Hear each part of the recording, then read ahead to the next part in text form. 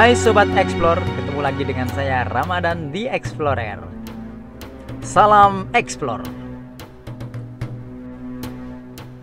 The Lost City, julukan ini kerap diberikan pada Petra, sebuah situs sejarah yang sejak tahun 2007 dinobatkan sebagai satu dari 7 keajaiban dunia.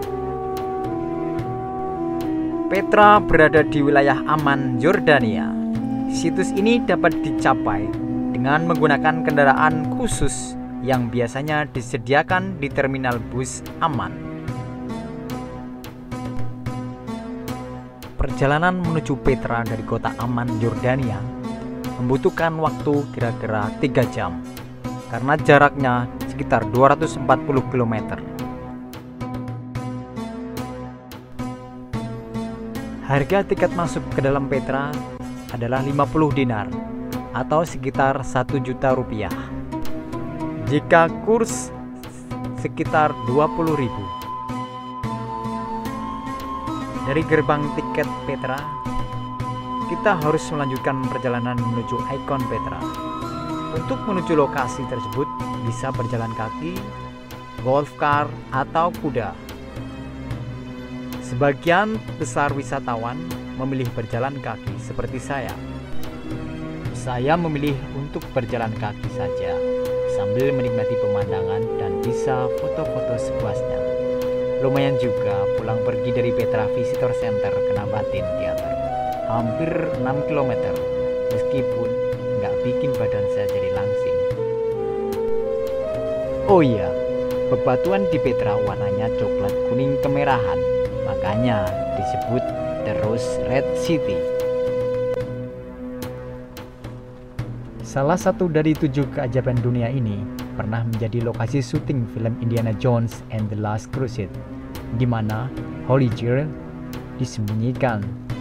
Sebenarnya tak hanya Indiana Jones, film Transformers juga pernah syuting di tempat ini. Salah satu hal yang menarik di Petra ini adalah jalan masuk menuju kota ini yang harus melalui celah sempit di antara dinding-dinding batu yang dalam bahasa Arab disebut sebagai alsik. Celah ini dibentuk oleh proses geologi. Di sepanjang jalan ini ada saluran air yang dibuat oleh suku Nabati ribuan tahun yang lalu untuk menjamin suplai air ke Petra. Orang Nabati adalah orang yang sangat maju pada zamannya. Dulunya Petra merupakan kota yang dijadikan tempat perlindungan dan tempat perdagangan, di mana terdapat terowongan air dan bilik air yang menyalurkan air bersih ke kota dan mencegah banjir yang datang mendadak. Di dalam bangunan ini terdapat ukiran tebing merah yang sulit untuk ditemukan di negara lain, karena pahatan batunya yang sangat indah. Maka dari itu, bangunan tuanya yang antik dan kuno memberikan kesan seakan Sobat Explore berada di masa abad kuno. Pemandangan yang paling umum di Petra adalah kuburan-kuburan kuno yang juga dipahat langsung dari batu. Salah satu kuburan kuno yang terkenal di sini adalah Royal Tomb. Kuburan ini disebut sebagai Royal Tomb karena bentuknya yang lebih besar dan megah dari kuburan-kuburan kuno lainnya di Petra. Anehnya, sampai sekarang tak satu pun yang tahu pasti untuk siapa Royal Tomb ini. Beberapa pemandu turis yang kudengar menceritakan kepada turis-turis yang dipandunya mengatakan Royal Tomb ini dibuat untuk kaum bangsawan dan orang-orang kaya Nabati. Turis-turis hanya mengangguk-angguk bego saja mengiyain pemandu seperti saya.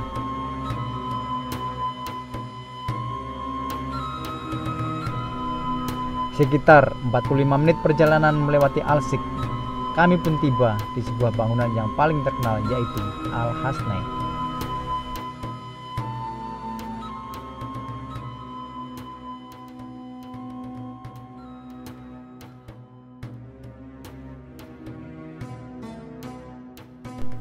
Nah, ujung dari desik adalah ikon kota Petra yang sangat terkenal di dunia. Bangunan gigantis yang berusia senja, berdiri dengan gagahnya di sebuah pelataran. Bangunan ini disebut Al-Hasnah atau The Treasury. Sebuah bangunan 2 lantai setinggi hampir 40 meter dengan lebar lebih dari 25 meter yang dipahat langsung di dinding batu cantik.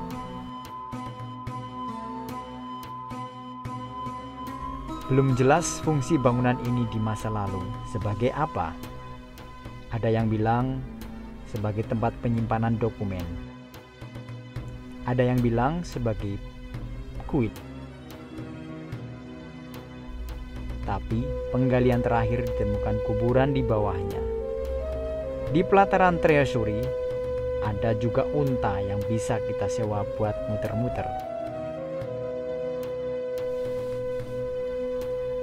Banyak dari wisatawan yang hanya sampai di Treasury saja, karena memang ini ikon kota Petra.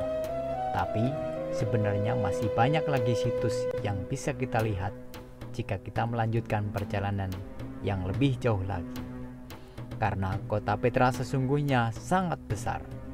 Ada lebih dari 1000 makam, monumen, kolam ritual, kuil, dan lain-lain. Nah, Sobat Explore, inilah kisah akhir perjalanan saya di kota Petra. Tapi sebelumnya, saya ingin berbagi tips buat kalian yang ingin berkunjung ke kota Petra. Tips yang pertama, hati-hati jika berjalan karena banyak kotoran kuda dan keledai berceceran. Yang kedua, pakailah masker wajah atau cadar untuk menghalau debu, pasir, dan bau kotoran hewan. Yang ketiga, jangan lupa pakai sunblock biar nggak gosong seperti saya. Yang keempat, bawa air minum yang cukup.